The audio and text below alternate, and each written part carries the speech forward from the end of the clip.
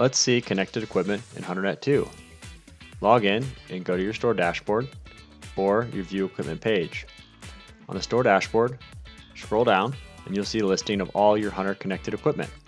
And this is important because this is the equipment that is feeding into your entire HunterNet 2 experience and providing data to your dashboard and your various equipment result pages here shown in the site menu for inspection, alignment, balancing, and tire changing.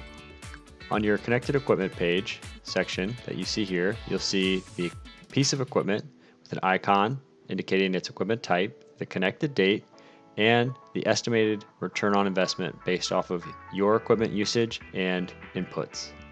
To adjust your return on investment inputs, hit the gear icon. You'll then be taken to the connected equipment management page. Here, again, you can see a listing of your connected equipment and its connected date. You can also adjust the return on investment.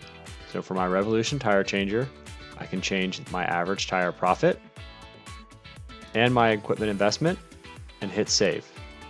The calculations are shown on screen. Once my values are saved, they'll be updated on my dashboard. From the settings page, I can also edit the equipment nickname and remove that piece of connected equipment. Caution: if you remove a piece of connected equipment, that is a permanent change, and to correct would require the Hunter service rep to visit your location. Registering new equipment is for the Hunter service team, which uses a code to tie your Hunter equipment to your store in HunterNet 2.